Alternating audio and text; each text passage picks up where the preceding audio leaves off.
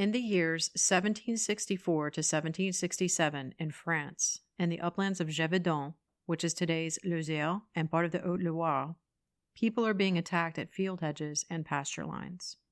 Witnesses keep repeating the same shorthand, like a wolf, yet not a wolf. The creature is taller at the shoulder with a tufted tail and a dark dorsal stripe. It goes for the throat, and it carries its victims away. In the parish registers, a new word begins appearing beside the names of the dead. La Bête, the beast.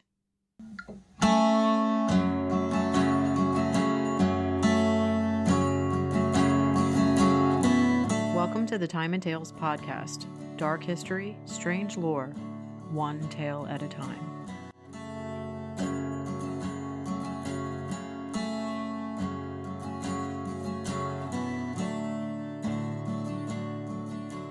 Welcome, welcome, welcome.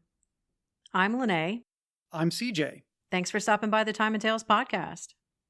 Before we jump in, I want to make a quick note for everyone that's listening. We're launching a Patreon in December. It'll have ad-free episodes, bonus deep dives, full interviews, and behind-the-scenes research, and a few other things we're cooking up for you guys. If there's anything you want to see over there, like specific topics, extended episodes, weird history Q&As, please let us know. We'd like to build it with you. So, CJ, are you comfy? Do you need to hydrate? I am indeed comfy, hydrated, caffeinated, and mostly emotionally prepared. Right? Also, for the first time ever, we have a whole new mic setup. We're actually facing each other.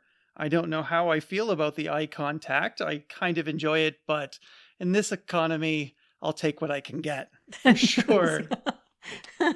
I finally get to see the faces you make when I'm talking instead of guessing at them from across the room. I don't make any faces, not even to your back. I am calm professionalism incarnate. Okay, sure you are. So anyway, we upgraded our equipment. We've rearranged the room, and we're officially a quote-unquote real podcast now, guys. So that's exciting. And just to remind everyone, we decided to do this podcast because I'm a giant history dork, but it's only for the creepy stuff. If it doesn't have ghosts or gore or questionable folklore, my brain kind of refuses to engage. A lot of gore. And it says a lot about you, but we need to unpack that later. Okay, that's fine. Every week, we will bring you creepy stories from history and folklore, what's known, what's debated, and why these stories endure. If you like the show, please follow, share, leave a review. Nothing helps us more. You got anything to add? Only that I'm really excited. I actually learned about this particular story you brought up from the corny movie Oh my God. Brotherhood of the Wolf, La Pack de Loup. The theory in the movie is it's pretty wild. There's so much weird shit going on in that movie. It's really good stuff. You can probably find it on your favorite streaming service, and I recommend it if you love corny movies. If you could picture the nobles from I don't know, any drama that takes place or any period drama that takes place in Versailles, and then they're all doing kung fu. That's basically. Oh, you've seen it? You've actually seen this? Yeah, of course I've seen it. Oh, well, let me say that what I liked about it was they said it was a lion with armor. And they had released this thing to try to destabilize the crown. It was crazy. Yeah, all of these people would just get together and train this lion to attack, innocent poor folk that no one really cared about back then so that they could bully the king into abdicating his throne, which makes no damn sense. It just doesn't make any sense at all. I love that stuff. Yeah. Well, I mean, it's not a bad movie. It's just not the greatest. I remember, what's her name? Monica Bellucci is in that movie, and all of the boys that I knew at that time were like, hell yeah, man. I don't know any actor or actress. She's also in Dracula. She's one of Dracula's brides. Anyway, it's a lot. This is a 90s conversation that many of the youngins are not going to know about. How were you first introduced to this? My grandmother used to buy me children's encyclopedias and the Time Life Enchanted World series. You know what I'm talking about? I've never seen it. They're on my shelf right now. Well, anyway, there was this tiny entry about a beast in France. Not a wolf, but kind of a wolf. And 8-year-old me was immediately obsessed and horrified. And I remember thinking, like, how does an entire region not know what kind of animal is killing? Like, as many people as I'm going to reveal to you are killed in this story. Now we get to share that confusion and childhood drama with everybody else. Yeah, exactly. All right, guys, if we've got no other business. No other business. Let's get into our episode. Really quickly before we start the episode officially, I do want to let everyone know that I do not speak perfect French. However, I'm going to give it the good old college try. Our story begins on June 30th, 1764 in the parish of Saint-Étienne-du-Loudéret, in a region that, at the time, was considered one of the most remote corners of France. Gévaudan was poor, mountainous, badly forested, and sparsely populated. Winters were long and hard. Summers were wet and unreliable. Grain yields were often low. Herding, especially sheep and cattle, carried entire households. This is important because the people most exposed to the wilds were the poorest: young shepherdesses, farm boys, and women working alone. All right. So what I'm imagining is a misty field with some small hills, a few sheep out there. Is that like... So we live in Appalachia. And you know how sometimes we wake up in the morning and we'll look outside and we'll have that like thick but like searching coat of fog that kind of like creeps around in inky tendrils. Yeah, absolutely. Right. So like imagine it's like milk kind of pouring around through a valley, right? That's basically what Gévaudan looks like. Oh, wow. Yeah. So there are cut pastures into these heavily forested regions. And they just look like little stone squares with, rolling hay fields or whatever it is that they're growing amidst these like really encroaching, dark, impenetrable forests. And that's where wolves lived? I'm going to be honest, I really don't know. So the wolves live in the woods, but wolves rarely targeted humans. And when they did, it was usually in winter scarcity. Meaning that there aren't a lot of deer in the woods. So then they would go look at these hedgerows and they would test a farmer's fields to see if they could pick up a spare sheep or something like that. The first attacks, summer of 1764. In early summer, a young woman tending cattle near the Bois de Mercroix reported seeing a beast, like a wolf, yet not a wolf, rushing straight at her, only to be driven off by her bulls. A short time later, on June 30th, the first official victim falls. 14-year-old Jeanne Boulet. Her burial record states plainly that she was killed by, quote, la bête féroce, unquote. So the parish clerk already had a category for this sort of attack? Yes, which suggests Jeanne wasn't actually the first, only the first that was officially named. Over the next weeks, more bodies, young shepherdesses, boys trying to protect them, men running towards screams, all had the same wounds. Their throats would be torn out, the head or face would be mutilated, the torso carried or dragged away. One witness described the creature as, quote, the size of a calf, unquote. Another as, quote, a great dog with a broad chest, unquote. Another as, quote, red-brown with a black stripe along the spine, end quote. I did a little bit of research on this, and what I saw was a description of it being as large as a horse. Yeah, I read the same report. There's some that say that it was the size of like a pony, or some said that it was the size of a mule, and then some said, it was much larger. A lot of the reports are varying. I guess the thing moved really, really quickly, and it kind of would like bound out of the woods and like grab someone by their face and then drag them into the woods. Yeah. And so you only get like this like blur like view. And I mean, like, I can't even remember what I ate yesterday. So like, I could imagine trying to explain this like snarling, toothy blur coming out of the woods, grabbing my friend and then, dragging her back into the woods. Like, I can kind of imagine why that would be a bit challenging. Yeah. Yeah. Certainly when it's running at you, it certainly looks bigger, I'm sure. I mean, if a chihuahua is chasing me downhill, I gotta go. I think that I could remember the size of a chihuahua if it were chasing me. But you remember its ferocity. I'm sure.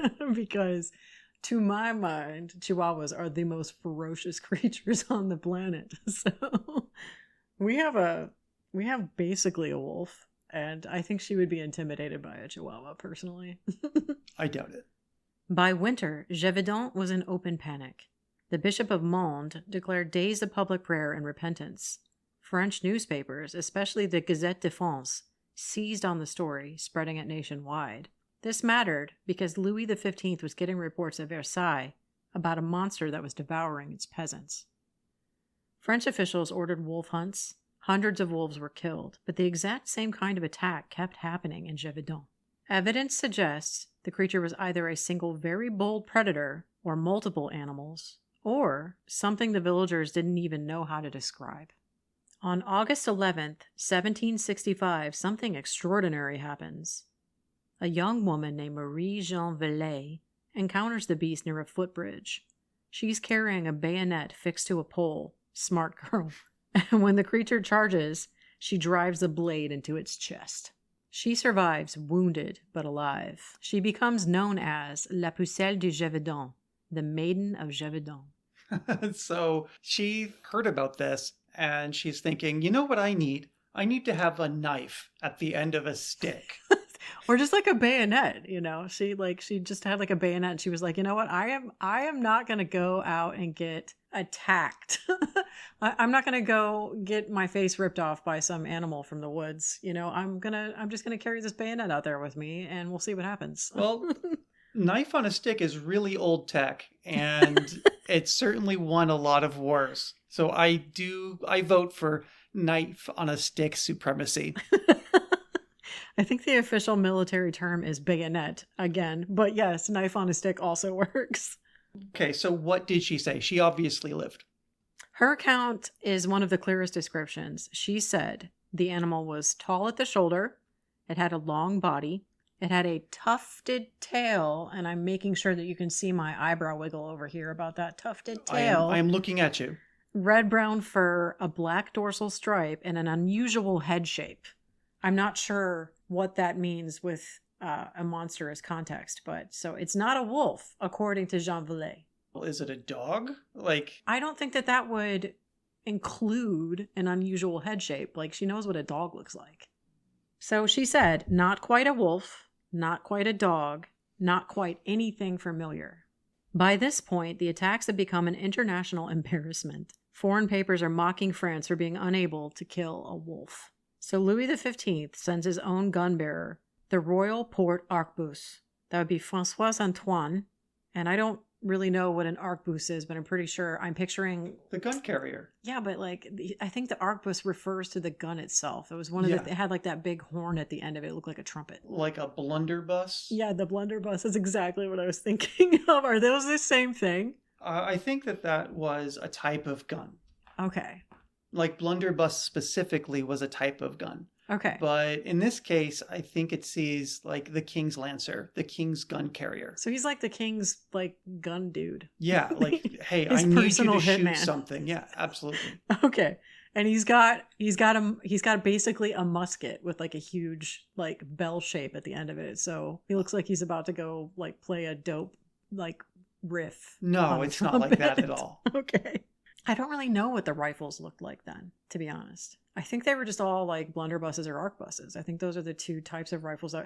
Listeners, if you know more about the guns and rifles of this time period, I would love to hear about it, because the hell if I know. 1760s. 1760s era France, please. If they were still using knife on a stick technology, then I can't imagine that the gun was particularly refined. This is fair. It had to be a gun that like you load the ball in. Oh, too. Yeah, absolutely. So, yeah, and I wonder if you use it with an arquebus, would you load a ball or would you load the powder? You know what I mean? Like if it's so, I think the blunderbuss, you would have to pour in the powder into the trigger thingy, and then like you have to light it yourself, or you hit the switch and then it snaps and then it lights a wick that makes it explode at the end. Do you know what I'm talking? I sound like such an idiot. But I'm going to move on past this. Does he need a horn, or is it like a lead ball? This is going to become relevant later. This is why I'm asking. Is it going to need a horn? Okay. No matter what it is at that time period, a horn is required. Because somebody in this story is going to show up a little bit later who claims to have a special kind of bullet, and that's why I'm asking. So why wouldn't the king's gunman... I think I see where this is going. Yeah, so why wouldn't the king's gunman, and save this for later, guys, put a pin in this, why wouldn't the king's gunman have a rifle capable of shooting bullets? Question for later. So François Antoine, he leads a huge professional hunt. They used to call those beats. And on September 21st, 1765, near the Abbey of Chazes, they kill a massive wolf, nearly 60 kilograms, that would be over 130 pounds. This would be an unusually large wolf for France at this particular period of time. They send this wolf to Versailles, where it is embalmed, displayed, and declared, "La Bête du Gévaudan est prise." The beast is taken. They celebrate. Medals are minted. The king awards pensions. And then what? The attacks keep happening? Like, what happens? Yes, almost immediately. I expected that. Yes. So they had not, in fact, killed La Bête du Gévaudan. Do they get to keep their pension? One would assume so, but I would. Louis XV was not especially nice, you know.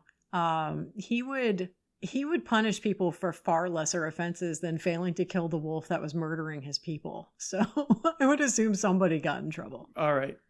So the royal wolf was not, in fact, the beast that they were looking for, because it continued to kill, and it did it a lot. In winter 1766 and spring 1767, the attacks surged again. Same wounds, same locations, same habits. Witness accounts remain consistent. A long body, powerful jaws, strange coloring, bold around humans, and unusually large. Parish records list dozens more dead.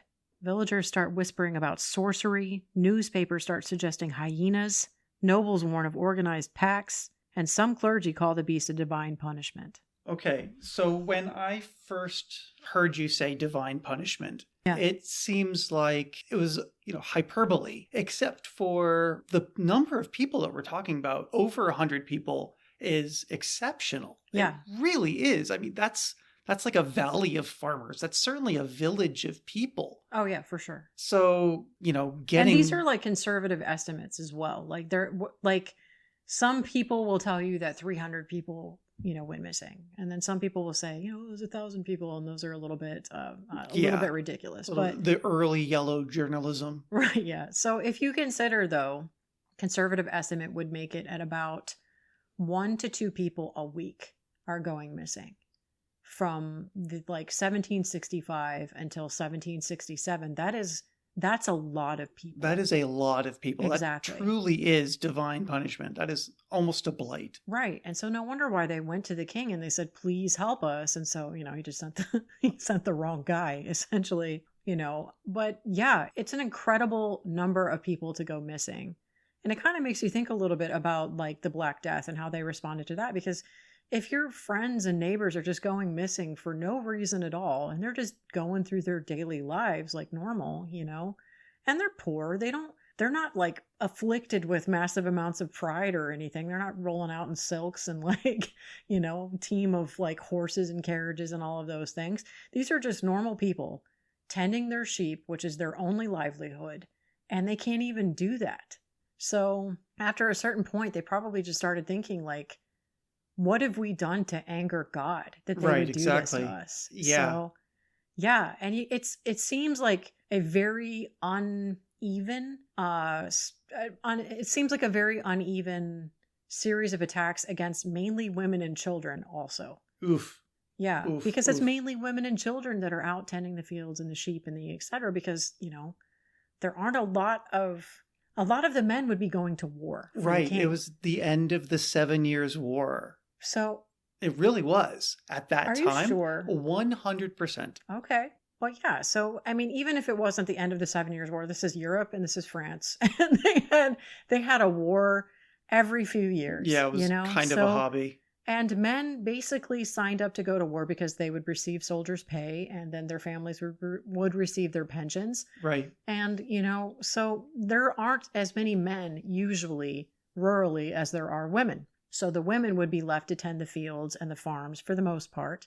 And that's probably why there are so many women and children that are going missing. And it just, I couldn't imagine being one of these people who didn't get attacked, let's say, who just kind of every single day took their flock out and they watched the fog roll around through those trees and just thought about any second now, it's going to come bounding out of those trees and I'm gone. Well, you better tie that knife to the end of your stick really tight. Well, so then what did happen? Well, by the summer of 1767, the region is obviously desperate. The local nobleman, the Marquis d'Apcher, organizes a massive beat. Remember we discussed that's where they just like get a bunch of dudes together and they go like smack some sticks against the woods. The beat. The beat. This would be hundreds of men sweeping through the forest, trying to scare out predators. One of these volunteers is a farmer and former soldier, she said with implicit emphasis. Jean Chastel stands up and famously claims to have a bullet blessed by a priest. The original? Yeah. All right. Yes. Yeah. So now you understand why I was asking those arquebus questions, right? We're getting there. Yeah, absolutely. Exactly. Though contemporary documents do not mention silver, that kind of gets added in the late 19th century. What is recorded is this. On the 19th of June, 1767, during the hunt, the beast emerges from the underbrush directly in front of Jean Chastel. He kneels, prays, steadies his weapon, and fires one shot. The creature drops instantly. So yeah, Jean Chastel, this guy, says, I have a bullet blessed by a priest, and I'm going to take this beast down in one shot. That is a terrible, terrible accent. I don't even know what you were going for. Let me try it again. Hold on. Yes, I am going to kill this. Stop. Just go forward. Okay. So Jean Chastel stands up and he says, I have this bullet blessed by a priest, and I'm going to take it down in one shot. And whether or not the rest of the gang rolled their eyes and was like, sure, buddy, he actually does. So, of course, this makes me have a ton of questions. For example, a lot of people did attack this beast. A lot of people saw it.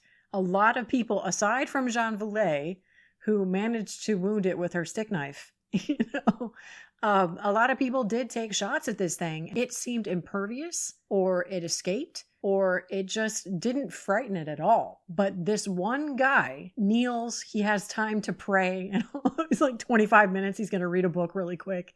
He's going to give a dissertation, maybe have some thoughts, write down in his journal, and then he takes a single shot at the beast and it dies. Come on now. Come on. I have questions. Do you have questions? About that? Yeah. Well, okay. I'm Why really is excited. This guy lucky? So I don't care. Why ever he did it, what I do care about is, did they get the animal? Well, according to this, before I spoil it, let's talk about it. When they examine the creature, the animal is described as... So they did get the body. Okay. They did get the body. They did. So yes, the killings stop. And they stop instantly. There are no more killings. This thing has killed over 120 people at least. And this guy who knelt and had a prayer and a blessed bullet and all these different things, he knelt and shot this thing and it's down. And the killings did in fact stop. So my question is, was it the beast? They do make some observations about it during its quote unquote autopsy. We have the records of the autopsy, but we don't actually have like pictures because there were no cameras back then. So we can't know for sure. We have to go on their accounts about what this animal looked like, what it was. And they're inconclusive. And let me read to you what they found. When examined, the animal is described as, quote, extraordinary for a wolf, quote, very different in figure and proportion, with an unusually red coat with strange patterns, a broad chest, and jaws powerful enough to crush bone, end quote. Dr. Boulanger, who performs the autopsy, notes human remains in its stomach. And that's it. The attacks stop. That's all we get to describe what this animal was. And do we know for sure that it was in fact La Bête du Gévaudan? Well, no, but the killings did in fact stop. So what's going on here? Did he get a pension? I would assume he got a prize from the king. Oh, that was the medals portion of it. Right. But the medals usually come with a financial gift. They usually come with something. But it seems kind of snake oily. Mhm. Like, he's like, Yes. okay, I know that this isn't happening, but I can make it stop. Or he's not going to tell anybody that he really knows what's going on. Right. Because, okay, because that's weird. I have questions. So this is what I was talking about before. So they say that he was a former soldier. When this started, was he just out soldiering and he wasn't there? That's my first question. That's possible. Number 2, when all of these killings started and they've lost a village at this point, over 100 and something people, why didn't he stand up then and start going out and hunting the thing? Right? So it seems like he only stood up and said, hey, I've got a bullet blessed by a priest and I'm ready to rock, when there was a financial incentive for him to do so. That's how I feel about this. All of the true crime that I listen to is in my ear like, that's sus. I hear what you're saying. I just think that if a guy had the ability and the hunting skills to just take a thing down in one go, you would also think that that person would stand up and volunteer and go out hunting it all the time until he found it. I mean, these are little kids, that are going missing. Little kids, women and children are like, they can't feed their families because this thing is like hunting them constantly. So, and why them? You know what I mean? I have questions. I have a lot of questions with regards to Jean Chastel. And I don't know. I don't have any answers for any of them, really. I just have speculation. Okay, so we should talk about theories. There are quite a few, actually. Theory number 1, a very large wolf or wolves. This is supported by contemporary records labeling it as a loup or wolf, France's high wolf population, because of the forest naturally, and the stomach contents containing human-like remains. But wolves typically avoid humans. They don't attack this frequently and don't exhibit these unusual physical traits. I want to point out that wolves don't typically attack humans. That's 1. 2, I am not sure without appropriate autopsy, documentation, when they say they found human remains in its stomach, what are they talking about? Did they find a hand? Did they find a leg? Did they find, what parts of a human that were identifiable as human did they in fact find? Because, not to be too graphic, but fleshy bits, quote unquote, are not what I expect to be a human identifier.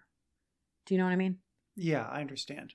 So without an autopsy in front of us and without documentation that explicitly states what it was that they found, like, how do we know that it wasn't just sheep meat that they found in its stomach, or, a deer or something like that it would have hunted by itself, or a calf or anything else? We don't. So just because it had remains in its stomach, unless they say exactly what part of the human they found, I don't know for sure that those are human remains. Well, the newspapers at the time wanted to, sell papers. So if it bleeds, it leads. Obviously, it's going to be whatever crazy things they could make up and possibly even get away with. That's true. That is true. But, these aren't just like the newspapers that are announcing this either. These are in actual court records that were sent to the king. So these are records that are also available in Versailles. So somebody was just like, yeah, there was human remains in its stomach, and there's all these unique features and characteristics about the animal. And apparently they put the animal on display for a little while, but the remains have since rotted away, and now we have no idea. Sucks that they don't have the same preservation materials that we have now, which is why we can go to the Chicago Field Museum and see the Ghost in the Darkness. That's the lines of Savo. But, we couldn't do that back then. So, okay, that I believe is very possible. Right. It could be. That's what I would believe would happen. But, okay. Well, what else could it be? Well, let's keep going. Wolf dogs is theory 2. Which is the same thing. Come on. I mean, well, a wolf dog is trainable by a human, right? So if a human being gets a wolf dog, like a wolf dog hybrid, then they're answerable to man for the most part. Somebody can be their master. Wolves are a little bit harder to manage in that way, especially when they're surrounded by forest that an animal could escape into if that's its natural habitat. We have one. I'm going to say that theory 2 is actually theory 1. Well, okay. So those 2 theories, we could just toss them together then in the same basket. It's either a wolf or a wolf dog hybrid. You think that? That's your best guess. Just makes the most sense. Yeah, absolutely. Okay, but they put that wolf that, the king's like best shooter with his sweet arquebus. You know what I Yeah. They put that wolf on display and it was just a wolf and the killings continued. So whatever this was, they said didn't really look like a wolf, remember? So in the description, it didn't look like a wolf. Theory number 3, an imported hyena. Hyenas were kept in menageries, and a few did in fact escape in the 1700s. There were newspaper accounts about this in the countryside of France. And the beast coloring and shoulder height kind of match. When we talk about that tufted tail, we talk about the dorsal stripe. That's hyena-like. Of course, there are no records to connect hyenas to Gévaudan or the region or anywhere nearby. The artist renderings that I saw on the internet, which is always true. Yeah. It looked very hyena-esque. Especially the ones from like the 18th century where they just look like somebody was trying to draw a lion / turtle / wolf. Are you of saying some that kind. turtle lions did not exist? No, they did not. They did not No. exist. Theory number 4, a trained predator, human involvement. And now I wiggle my eyebrows at you again. This theory focuses on Jean Chastel. This guy apparently had local feuds with some of the other farmers. Okay, so the blessed bullet guy. Yes. All right. Mr. I've shot it in one go, but first I shall sing it a sonnet and write it a letter. While this thing is leaping at him from the trees, he has all of this time to like sip a coffee and do whatever else before he takes a shot that actually takes him down. When all of these other people who could also shoot a gun or, use a stick knife, like failed to kill it. So yes, supposedly this guy had a few feuds with some of the local farmers. He also had military training. He was a former soldier. And that also brings up another question for me. Where was he stationed? Like what war did he fight in? Was he in Africa? Well, it was the 7 Years' War. And as we said earlier, that was a major profession in Where the did area. they fight in the 7 Years' War? In France. Okay, well, so then he wasn't in Africa. If he fought in the 7 Years' War, he was not in Africa. Unlikely that he was in Africa. Boo. That crushes a little part of my theory there, buddy. That's my job. I know, it's annoying. So he did in fact have military training. He had a few feuds with some of the local farmers. Next one. Again, he killed the beast in one perfect shot after years of failed hunts. And his sons were reportedly violent and known for illegal wolf handling. So maybe he had a wolf that he trained. And the reason why he could take it down in one shot is because the wolf knew him and expected him. And that brings to mind a lot of other questions. Was he using this wolf to commit serial murder throughout the landscape of Gévaudan? See no point. For years? Mean, sometimes a killer doesn't really need too much of a motive. That's sometimes gross. they do things just because, you don't follow true crime, okay? No, I don't. Right. On purpose. Killers don't necessarily need to have the typical motive. That would be somebody owed them money, they wanted to kill them because they took a woman, any of these other things. Like sometimes serial killers just kill because the act of killing gives them pleasure. And it's not to say that Gross. Jean Chastel is a killer, but it's a possibility that we should probably think about. So serial killers, for example, don't have the same kind of motive as just a second-degree murderer, for example. Somebody that went to a bar and somebody spilled a drink on him and he decided to shoot him. That is not the same motive as somebody who goes out and hunts for pleasure. Somebody who will pick a victim and then follow them for weeks before they actually take them. And, sometimes it's not even the thought of what they'll do with them when they have them. It is purely the act of killing them that gives them pleasure. But it wouldn't really work for him because this animal would have taken 2 people a week for a year. That Like is there true. are a lot of people. And you'd have to have an animal that's like completely deranged. What if it was a rabid animal? That's a thing we didn't even think about. What if it was rabid? But then again, if it was rabid, it would have died. They would have seen it. They would have found Right, it. it would have been foaming and twitching. Somebody would have seen it. I don't think that it would have had the ability to kill this many people. 120 plus people is a lot of people. There's a lot of people, even over a year or two. Especially for one animal. That's a lot of people Mhm. for one animal. I don't think it was a wolf. I don't. It seems like I'm not sure a single wolf would be capable of taking down this many people by itself. But did Jean Chastel train it? Who knows? I personally think so. Just because I'm more willing to believe that this guy trained an animal to go out and do his killing than I am that he had a magic bullet. That's all I'm saying.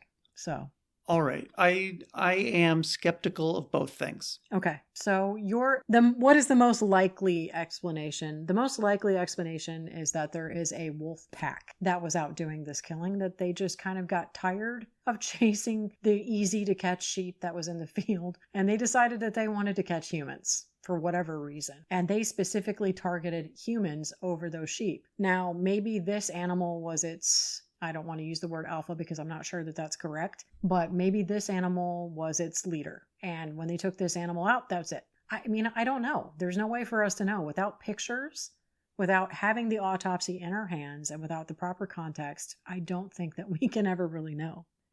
So theory 5 would be multiple animals with one legend. Makes right? sense. Makes sense. So modern scholars tend to lean towards this. That would be a series of large wolves and hybrids, or maybe even wild dogs, whose attacks became attributed to a single quote-unquote beast. But the eyewitness descriptions still don't match any normal wolf morphology. But I will say that witness testimony, as we all know, is not always the best.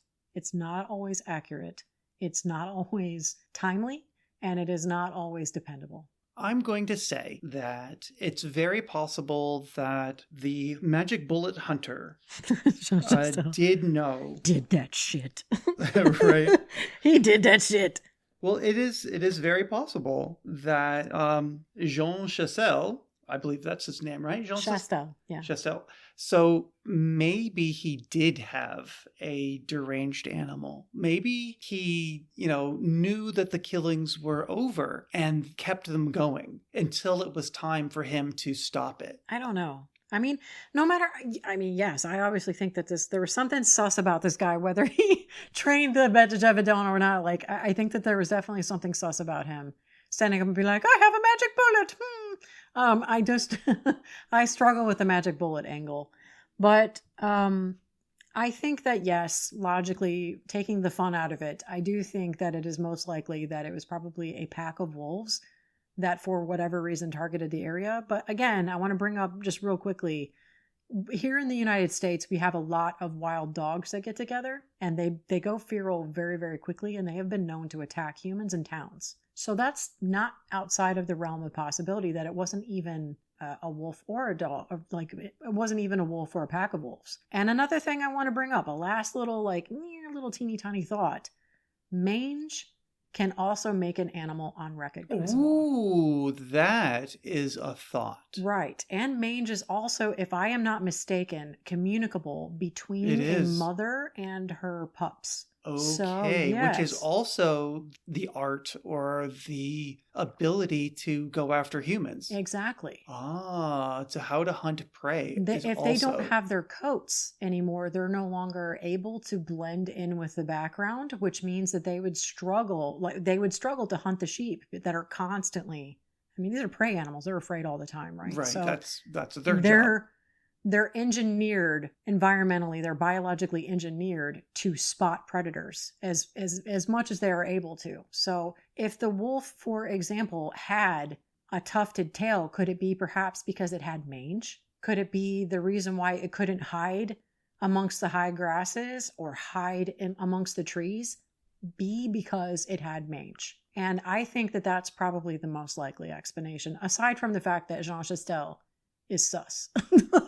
But I think that mange could be a very, very good example, because there are some dogs around here that people will take videos of and put them on TikTok, and it's clearly an animal that has terrible mange. And they'll be like, oh, it's a chupacabra or whatever. It's not a chupacabra. It's a dog that needs help. Oh. Right. It's very sad. But that could be why it couldn't hunt its normal prey, because it was being spotted. So it just got aggressive and started targeting the one prey that it knew couldn't get away nearly as fast. I get you. So the reason why the story endures is because it's a mystery, right? Nobody knows. It's a mystery that we cannot solve with the information that we have. And so much time has elapsed that who knows at this stage. But there are also a few things to consider that I think add to the story's mystique. One would be, obviously, the folklore angle. Werewolves are hugely popular, especially in Europe, especially at that time. Rural poverty, predator ecology, and, the yellow journalism that you mentioned, media sensationalism. The next thing, I think, would be political embarrassment. Because the king couldn't get it done. Okay. And then lastly, human fear. This is one of the first mass media monsters in history. The French newspapers turned it into a national obsession long before true crime podcasts even existed. And unlike many legends, this one left behind lots and lots of bodies. Yeah, a lot of bodies. It's like we were saying, it's a full village or even more. That's a lot. That's a lot of people for the time. Yeah, it's a lot of people. Think about all of the descendants they would have had they lived, right? I mean, it takes 8 people to make one person, right? Like as grandparents, parents, etc. Like that's a lot of people. So yeah, I think that it really had a very strong impact on this region. And I wonder what it's like there now. I wonder how the folklore lives in this particular area at this time now. Interesting. Yeah, maybe. Because we should go look. Yeah, we are going to be there next week, so we should go look. But I still kind of want to slide over and see some other interesting sites. I believe that the main reason why this story, the story of the Bête du Gévaudan, has lasted as long as it has is because it does stand astride fact and superstition. It kind of weaves those two things together, and it makes it so palatable. What part of it is real, what part of it is fiction, and what part of it is just bound for folklore. No one knows. And I think that is why it has lasted as long as it has, and it certainly captured my attention for all this time. What do you guys think happened? You should let us know in the comments. We'd love to hear your ideas.